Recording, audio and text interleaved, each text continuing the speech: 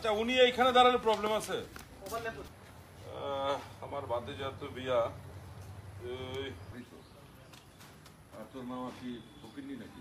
ছোট লোক নাকি? হ্যালো আচ্ছা তার কাছে দেখি 25,000 বেশি 1 টাকাও দাও। 25,000 কেন? প্রয়োজনে 3-4 লাখ টাকা দিব। 3-4 লাখ টাকা তো আমার কাছে কোনো ব্যাপার না।